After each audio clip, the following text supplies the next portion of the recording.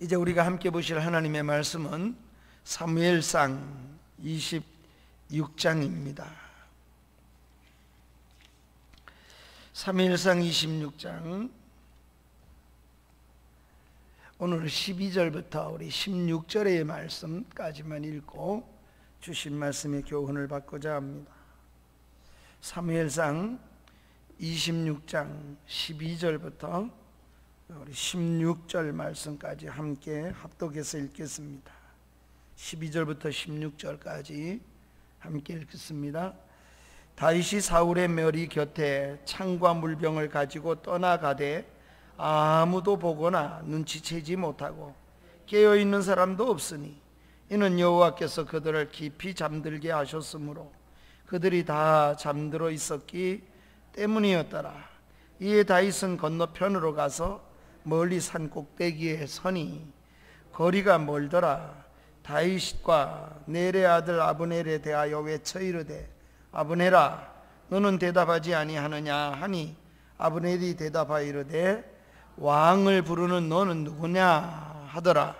다윗이 아브넬에게 이르되 내가 용사가 아니냐 이스라엘 가운데 너 같은 자가 누구냐 그러한데 내가 어찌하여 내 주 왕을 보호하지 아니하느냐 백성 가운데 한 사람이 내 주 왕을 죽이려고 들어갔었느니라. 내가 행한 일이 옳지 못하도다. 여호와께서 살아계심을 두고 맹세하노니 여호와의 기름 부음 받은 너희 주를 보호하지 아니하였으니 너희는 마땅히 죽을 자이니라. 이제 왕의 창과 왕의 머리 곁에 있는 물병이 어디 있나 보라 하니 아멘. 우리가 거기까지만 보겠습니다. 오늘 우리가 함께 생각하고자 하는 제목은 파수꾼입니다. 아브넬은 왕을 지켜야 할 군대 장관입니다. 파수꾼입니다. 그런데도 불구하고 사명을 잃어버리고 자기가 해야 할 도리도 지켜내지 못한 아브넬을 향하여 다윗이 책망을 하는 내용이 오늘 본문 속에 있습니다. 이 일이 내게 선하지 못하도다. 선한 일과 선하지 못한 일을 구별해 가지고 다윗이 아브넬을 책망하는데 그 책망은 아브넬이 서야 할 사명, 아브넬이 지켜야 할 파수꾼으로서의 위치를 지키지 않은 것에 대한 다윗의 책망이 오늘 본문 속에 기록되어 있습니다. 사울을 죽이지 않은 다윗은 그의 물병과 그의 창만 가지고 다윗이 가만히 나왔습니다. 이러고 나서 사울 왕을 지키는 군대 장관이었던 아브넬을 크게 책망하는 내용이 오늘 우리가 읽은 본문의 말씀이 되겠습니다. 이렇게 아브넬을 향한 책망은 오늘 우리가 믿음으로 살아가는 우리들에게 주는 분명하고 뚜렷한 교훈이 있기 때문에 오늘 그 교훈만 생각하고 함께 은혜를 나누려고 하는 겁니다. 첫째로 다윗은 아브넬을 책망하기 위해서 그가 산 위에 가장 꼭대기에 올라가 증거하는 다윗을 볼 수 있습니다. 산 위에 선 다윗입니다. 그것도 산의 중턱도 아니고 산 꼭대기에 서서 소리를 쳤습니다. 13절에 보면 이에 다윗이 건너편으로 가서, 그러니까 진영이 있던 사울의 진영에 들어갔다 물병과 창을 가져 나온 다윗은 반대편 산으로 올라갔습니다. 그리고 맨 산 꼭대기에 올라가서 거리를 멀리 띄워놓고, 그리고는 왜 그럴까요? 잡으러 올 시간이 있으면 도망갈 시간이 있어야 되겠지요. 그래서 다윗이 산 꼭대기에 올라가 가지고 소리를 지른 겁니다. 상거가 멀더라 그랬습니다. 그리고 아브넬을 책망하는 내용입니다. 꼭대기라고 하는 말, 산 꼭대기라는 것은 이런 의미로 아마 쓰여졌을 거라고 저는 믿습니다. 물리적으로 어떤 산 꼭대기, 다시 말하면 물리적인 위치를 말하려고 성경이 기록하지는 않았을 거다 하는 생각을 갖습니다. 물론 문자적으로 보면 물리적으로 거리를 띄웠고 도망갈 수 있는 거리를 두기 위해서 그러했으리라고 생각할 수 있지만, 그런 의미만 주기 위해서 이렇게 산 꼭대기, 그러면 산 멀리 산에서 소리쳤다 이래도 될 터인데 산 꼭대기라고 이렇게 명시를 한 것은 우리가 그의 영적인 우월성을 좀 더 보여주기 위한 하나님의 어떤 섭리 속의 표현이 아닌가, 그렇게 생각해 보는 겁니다. 다윗이 영적으로 지금 서 있는 위치가 산 꼭대기와 같습니다. 다윗이 사울을 대하는, 원수를 대하는, 자기를 죽이려 해하려 하는 사람을 향하여 다윗이 가졌던 선한 마음, 그 도덕성이 누구보다도 산 꼭대기에 있는 것처럼 아주 그런 우월함을 보여주는 내용이 아닐까. 산 꼭대기에서 그거 합니다. 영적으로 높은 곳에 서고 도덕적으로 누구보다 훌륭하지를 못하면서 자기도 더 나쁜 짓을 하면서 남을 책망할 수 있겠습니까? 아마 그러면 가식이겠죠. 그렇게 할 수는, 인간이 얼굴이 아무래도 양심에 찔림이 있을 것입니다. 거짓말을 하면서도 눈빛이 떨린다 그러잖아요. 거짓 탐지기를 보면 눈을 비춘다 그래요. 그런데 거짓말을 할 때 눈동자가 움직이고 눈동자가 더 깜빡이고 그렇게 한다 그래요. 그래서 거짓 탐지기를 통해서 사람의 맥박과 함께 눈동자 움직임을 통해서 거짓말을 하는구나 아니구나, 이걸 판가름을, 기계에서 사람을 판가름한다는 이야기가 있습니다. 무엇보다도 사람은 양심이 있기 때문에 거짓을 하려고 그러면 남을 참으로 책망하지 않으려고, 남을 좀 책망하려면 그보다는 더 훌륭하지 못하고는 그렇게 할 수가 없지 않겠습니까? 예컨대 하나님께서 모세를 통해서 그 백성에게 율법을 주십니다. 하나님이 왜 꼭 산 꼭대기에서 주셔야만 합니까? 하나님은 어디든 나타나실 수 있잖아요. 평지에서 모세를 나타나게 할 수는 없습니까? 호렙산 꼭대기로 하나님이 안내하시고, 그리고 호렙산에 가까이 백성이 오지 못하도록 그렇게 하시잖아요. 그만큼 범접하기가 어려운 곳으로 하나님이 그곳에서 그 백성을 위하여 율법을 주셨음을 볼 수 있습니다. 그곳이 산 위입니다. 예컨대 우리는 신약 성경에 예수님께서 제자들을 가르치실 때에도 우리 제자들에게 있어서 아주 황금누리라 그러지요.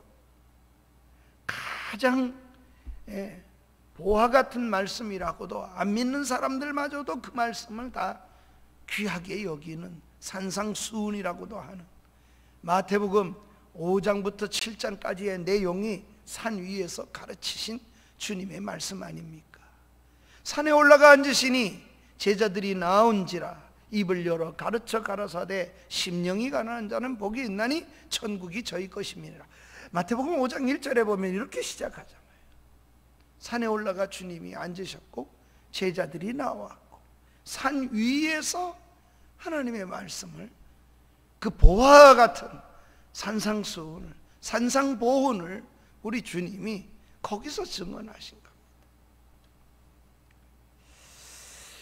우리의 영적 수준을 어떻게 하라는 겁니까? 영적 수준을 높이라는 겁니다.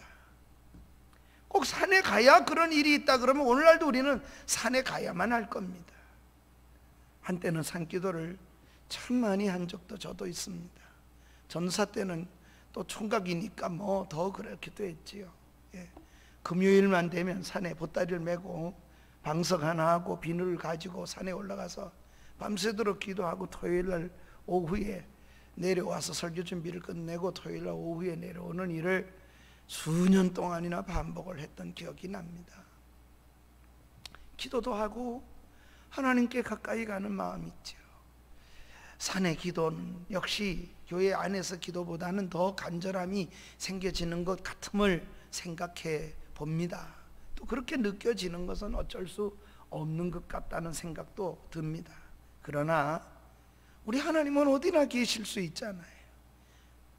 그런데도 하나님의 특별한 일은 변화산도 마태복음 17장에 보면 변화산에 혹은 헬몬산이라고도 합니다만 어쨌든 변화산에 하나님께서 하늘의 놀라운 영광을 주님의 변형된 모습을 보여주는 것도 그 변화산에서 있었던 일입니다. 이처럼 왜 산을 자꾸 얘기하실까요?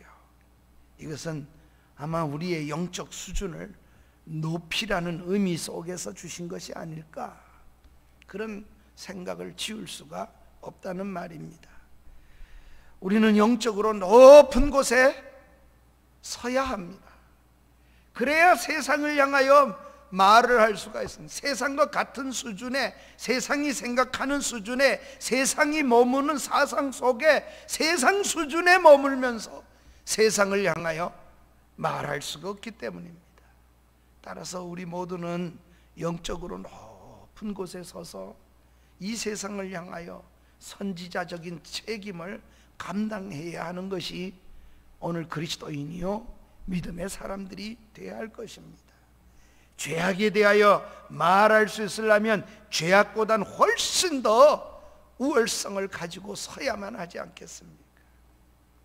오늘 다윗이 바로 그 산꼭대기에서 아브넬을 향하여 책망하는 겁니다.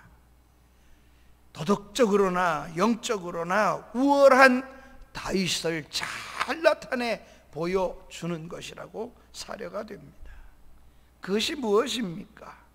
이런 영적인 우월한 수준에서 선악에 관한 분별에 대한 이야기를 책망으로 합니다.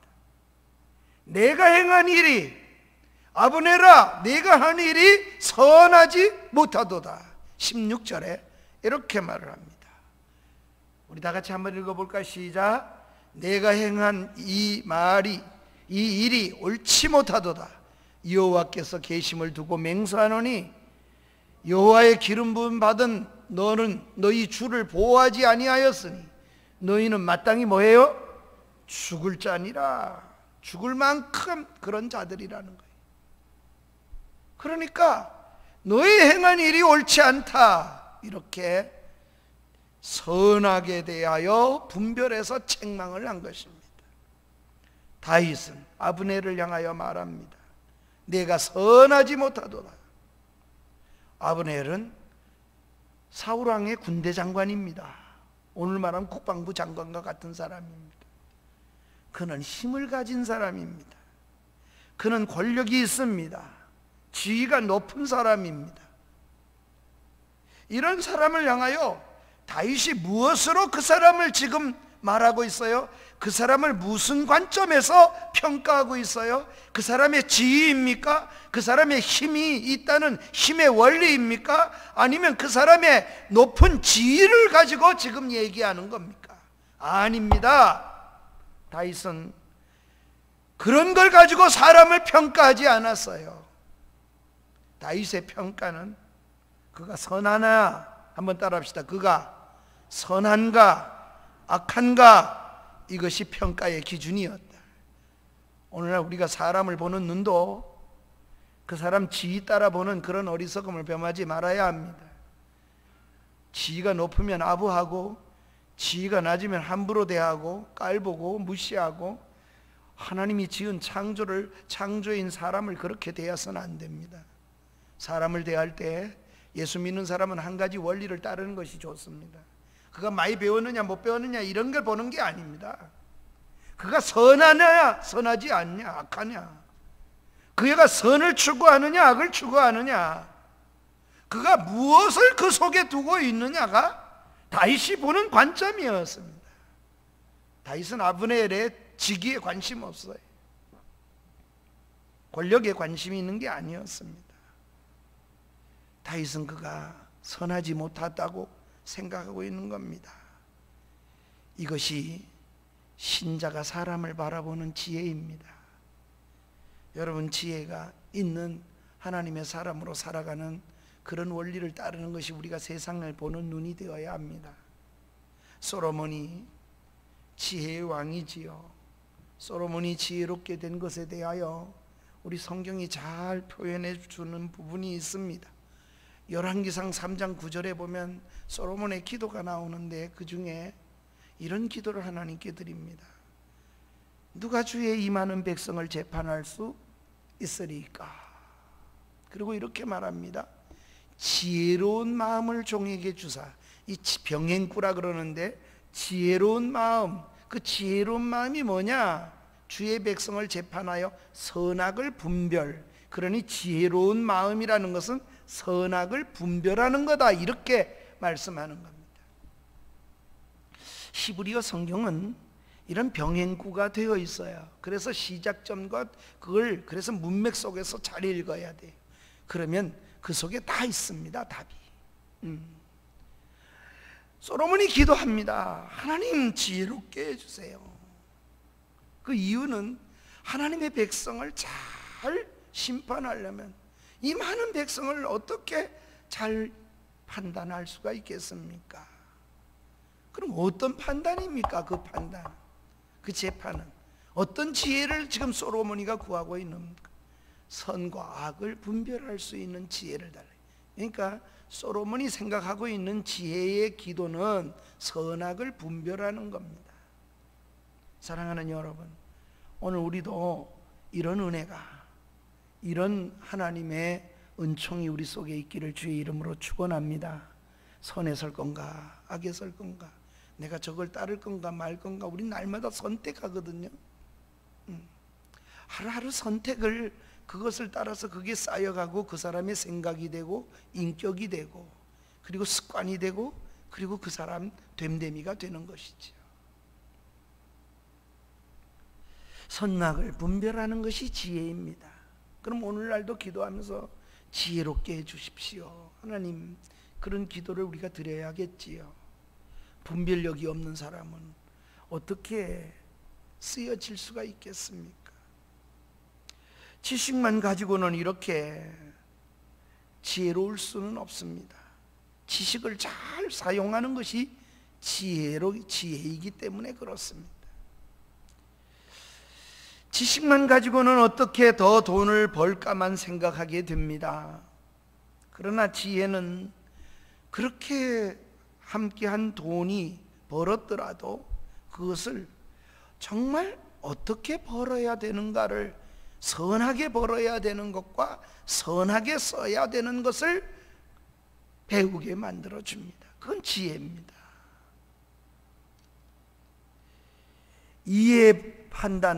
이해관계 판단이 먼저 우선되는 것이 아닙니다. 예수 믿는 사람이 저 사람은 내게 유익이 될까 안 될까, 유익이 되면 가까이 하고 유익되지 않으면 가까이 하지 않고, 여러분 그렇게 사람을 가까이 하는 것이 아니라는 겁니다. 그것이 우선되어서는 안 되는 겁니다. 여러분, 내게 유익되고 내게 잘해주는 사람, 유익될 사람을 취하는 게 죄냐, 그런 말이 아닙니다. 그건 누구나 다 그렇게 하고 싶겠죠.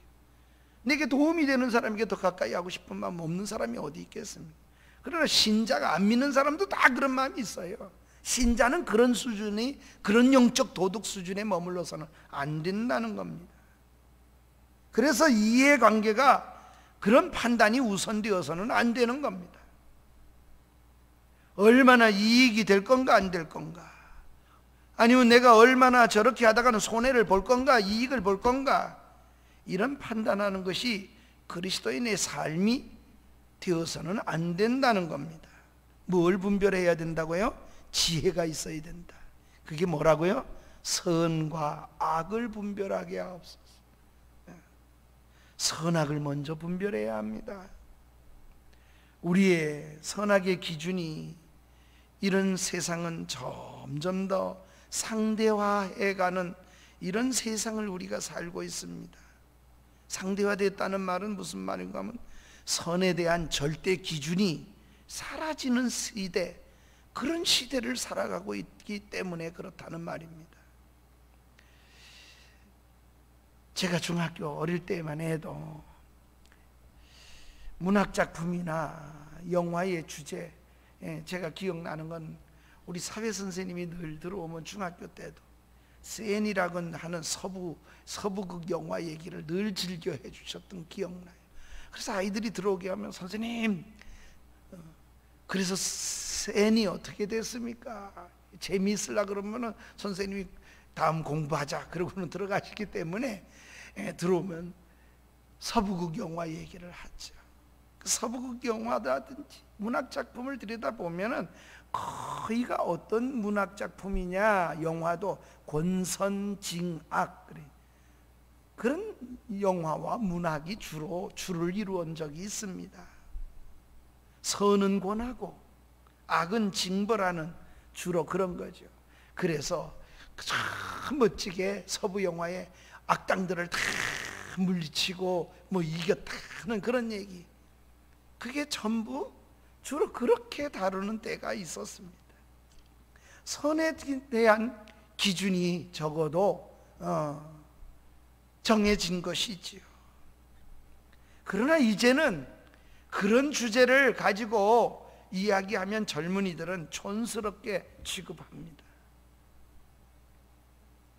오히려 어떤 것이 더 재미있게 느끼는 악한 자가 성공하는 것 모습을 아주 멋지게 그려내는 일들이 영화 속에도 더 많고 문학 속에서도 더 많이 나옵니다. 왜 그럴까요? 철저한 이기 시대요, 이기주의 시대인 겁니다. 이런 흐름 속에, 이런 사상의 흐름 속에, 이런 세상 속에서 사람마다 선이라고 하는 것은 상대적 선에 빠져 있게 될 수밖에 없습니다. 무슨 말인가 하면 내가 좋아야 선이고 내가 유리해야 선이고 내게 유리하지 않고 내가 좋아하지 않는 건 선이 아니야, 이런 말과 같아요. 그래서 여러분, 분명히 저 사람이 아주 나쁜 짓 한 것 같고 악한데도 팬덤이 있다니까요. 따라간다니까요, 그런 사람. 왜? 저 사람이 아주 강력하게 그렇게 함으로써 저 사람은 내게 유익이 된다 그러면 거기에 팬이 생기고 그런 무리들이 몰려다니게 되는 일들이 오늘 이 시대에 선악의 구별이 되는 그런 기준이 되어가는 세대 속에 저와 여러분이 살고 있는 겁니다. 이런 시대적 흐름에는 사람마다 상대적 선에 빠져 있는 겁니다. 그게 뭡니까? 내가 좋아하면 선입니다. 내가 나빠하면 저건 선이 악이야. 내게 유리하면 선이고 내게 유리하지 않으면 악이라고 보는 겁니다. 이런 관점에 선과 악을 구별하는 시대라면 얼마나 참으로 선 구별이 흐려졌습니까? 나에게 잘해주는 사람이 있으면 좋은 사람입니다. 어떻게 했든 간에 그 사람이 어떻게 살아왔든지 그걸 하나도 안 봐요. 나에게 잘해주면 그 사람은 좋은 사람이라.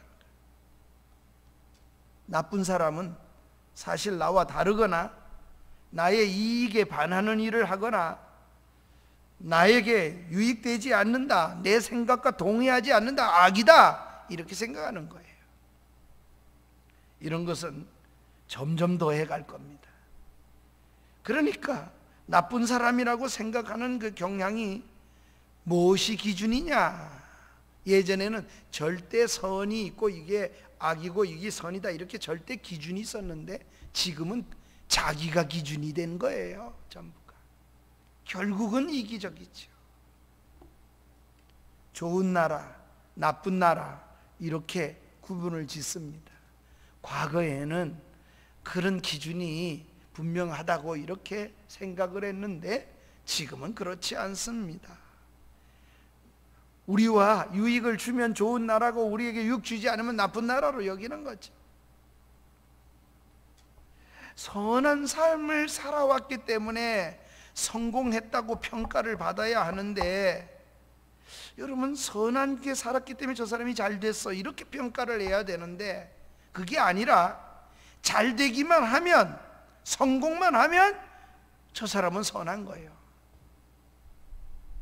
이런 왜곡된 가치지요, 사실은. 그런데 이런 것이 정치 세계에도, 우리가 사는 주변에도, 또 나의 가치관도 전부 그렇게 변하는, 또 변해 있는 시대 속에 우리가 살아가고 있는 겁니다. 이런 시대에 그리스도인이 참으로 선을 잘 악을 분별해야 되지 않겠습니까? 사랑하는 여러분, 성도와 그리스도인은 한번 따라합시다. 우리는 절대적인 선의 기준을 가지고 살아야 한다. 아멘. 그러니 이 세상 사람들이 볼 때는 교인들이 아주 무가치한 사람처럼 보이는 거예요. 그래서 다르게 보여야 되는데도 예수 믿든지 목사인 목사님들도 그런 분이 너무 많고 꼬리를 감추고 그렇게 살지요. 언젠가 우리 교회 오셔서 저 부산에서 오신 목사님이 은퇴하시는 그러잖아요. 오셔서요. 너무 잘해서 아들같이 여기서 유학까지 다 보내가지고 교회를 맡겨놨더니 이 사람이 이 목사가 얼마나 다른 사람인지 너무 실망하셔서 그런 얘기를 하시는 걸 들었어요.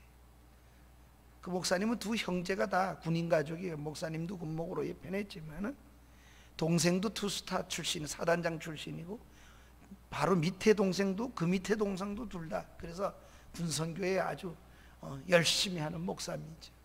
두 동생이 다 사단장을 지냈으니까 참 쉽지 않은 군인 가족이기도 해요. 적극적인 선을 행해야 되는데 그리스도인들도 세상 풍조에 흔들려서 그런 선을 가지고 있습니다. 나에게 잘해주면 선이고 나에게 못해주면 선이 아니다. 그러니 자기가 기준이 되는 겁니다. 하나님의 말씀도 그렇게 받는 경우가 오늘날은 비일비재하게 일어날 수 있다는 이 위험성, 우리가 얼마나 조심스럽습니까? 그러므로 우리는 선을 행하는데 적극적으로 해야 합니다. 야고보 4장 17절에 보면 이래 말씀합니다. 그러므로 사람이 선을 행할 줄 알고도 행하지 아니하면 뭐라고요? 죄다, 이렇게 말해요. 적극적으로 해야 됩니다. 또 우리는 선악을 판단할 수 있는 지혜를 달라고 기도해야 하겠습니다. 세상보다는 높은 수준의 영적인 그런 높은 곳에 서야만 하겠습니다. 이것이 오늘 산 위에 선 다윗의 모습 속에서 우리는 읽어내야 할 교훈입니다.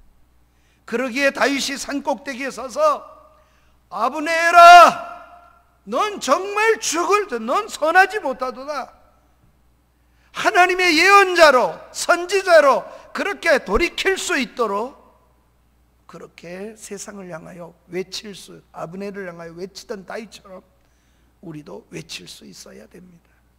그러려면 그들보다는 훨씬 더 높은 영적 수준을 유지해야 되지 않겠습니까? 산 위에 선 다윗의 책망을 두 번째로 생각해 보십시다. 그게 뭡니까? 마땅히 죽을 자라는 겁니다. 마땅히 파수꾼으로서의 사명을 못 지키면 마땅히 죽을 자래요. 선하지 못한 자는 죽을 자라는 겁니다. 16절에 너는 마땅히 죽을 자니라. 피할 수 없는 사명에 떠난 너는 죽을 자다. 그렇게 아예 선언을 했습니다. 선하지 못하면 죽습니다. 이게 우리 신앙의 관건으로 생각해야 됩니다. 악에 머물러 있으면 죽습니다. 반드시 죽을 날이 옵니다. 악에서 돌이켜야만 살 수 있기 때문에 그렇습니다. 에스겔 33장 11절에 보면 하나님께서 악에서 돌아서라, 그러면 살리라, 그렇게 말씀하신 겁니다. 선인 줄을 알고도, 어느 것이 선인 줄 알면서도 행할 줄 모르면 이렇게 야고보서는 이야기합니다. 살아있어도 죽은 자라고, 그렇게 야고보가 선언을 합니다. 선을 행하는 살아있는 모습이 저와 여러분 속에 있도록 그런 삶을 살아야만 하겠습니다. 아브넬은 왜 이런 소리를 들었을까요? 군대 장관이잖아요. 그럼 사울왕이 잠자고 있으면 아브넬은 뭘 해야 합니까? 군대 장관으로서 당연히 파수꾼으로 깨어 있어야 되는 거예요. 왕을 지켜야 돼요. 그런데 왕 주위에 아브넬 장군뿐 아니라 지키는 모든 파수병들까지 다 잠들었습니다. 다윗이 들어가 가지고 물병과 창을 가지고 나오는데도 알지 못할 만큼 다 잠들었어요. 그는 사명을 망각했습니다. 그래서 아브넬은 왜 선하지 못한 자로 평가되는가 하니 사명을 바로 행하지 못한 것을 가리켜서 다윗이 선하지 못하다고 이렇게 소리를 지른 겁니다. 누가 죽을 뻔했습니까? 물론 다윗에게는 원수 같은 사울이지만 하나님의, 지금 다윗이 하는 말은 하나님의 기름 부은 자가 죽을 뻔했다고 그렇게 얘기합니다. 군대 장관으로서 그는 사울을 지켜야만 했습니다. 그러나 자신의 사명이 무엇인지를 모릅니다. 잊고 삽니다. 그 사명이 가슴에 새겨지져 있지를 못합니다. 사명 때문에 그는 깨어 있어야 되고 사울왕이 잠들었더라도 그는 지켜야만 하는데도 불구하고 사울이 잠들었을 때 아브넬을 비롯한 사울을 지키던 모든 사람들이 다 잠을 잤습니다. 얼마나 위험한 일입니까? 사울왕을 지키려면 잠을 자서는 안 됩니다. 깨어 있어야만 합니다. 여러분, 그런 책망을 지금 다윗이 하고 있는 겁니다.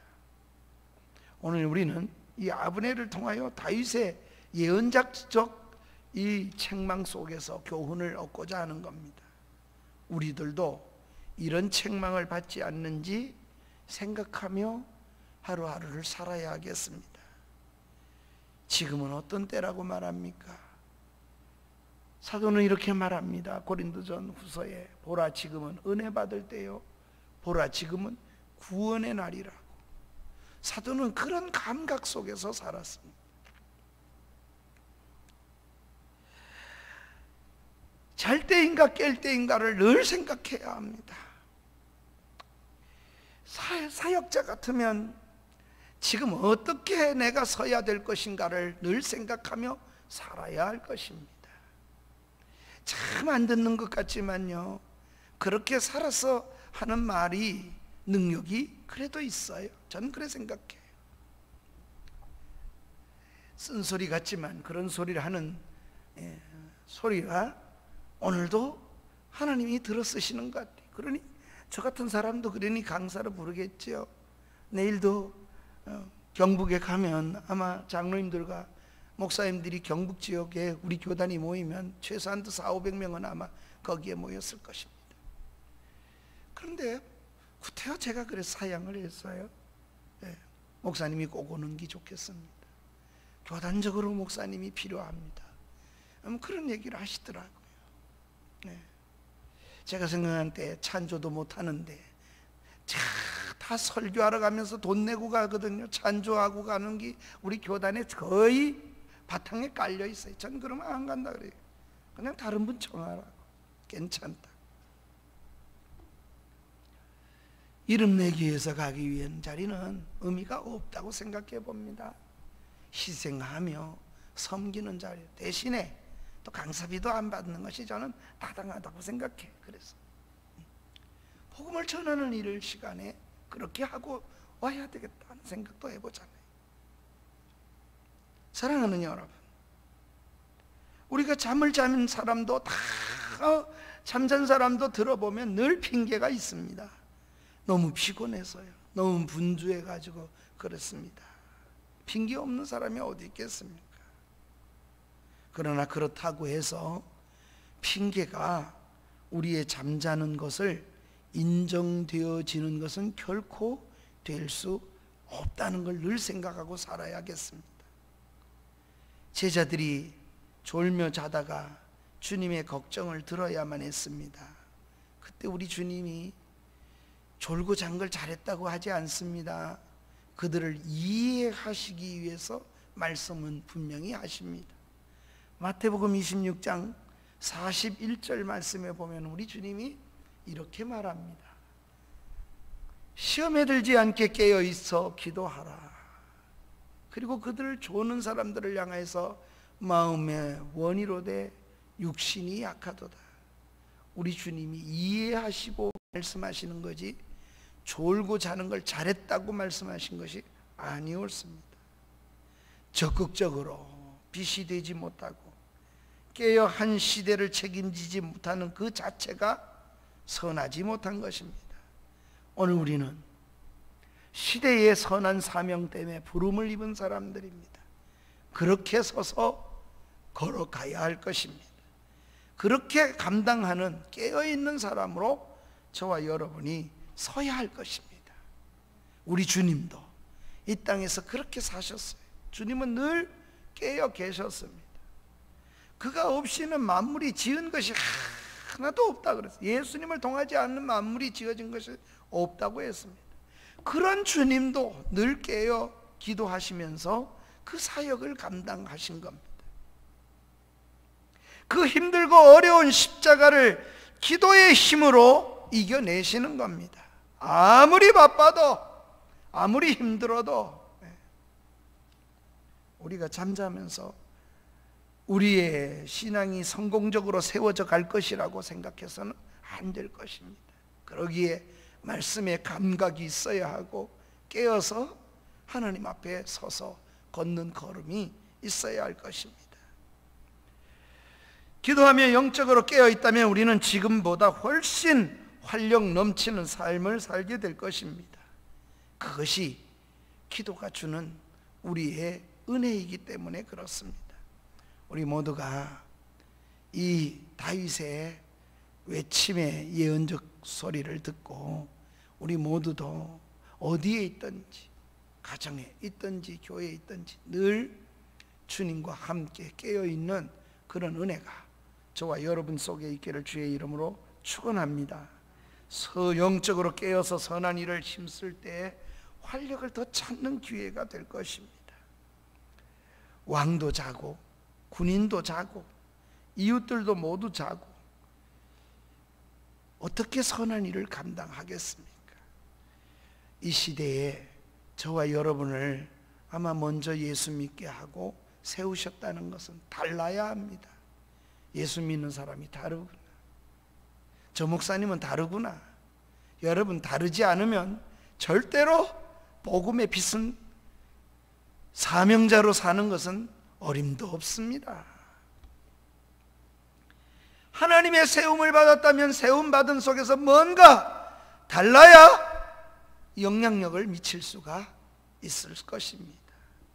그래서 우리가 분별하는 것은 세상에 학력이 얼마나 높냐 좁나 권세가 있나 없나 힘이 있나 없나 이런 것이 아니라 선하냐 선하지 않나 이 분별력을 먼저 갖는 것을 우선해야 된다는 것입니다. 우리 모두가 시대의 사명을 감당하는 믿음의 사람으로 서기를 주의 이름으로 축원합니다. 파수꾼으로 서 있는 그런 은혜가 있어야 되겠습니다. 이 말씀을 기억하며 우리 찬양 457장을 드리겠습니다. 겟세마네 동산에 주를 생각할 때에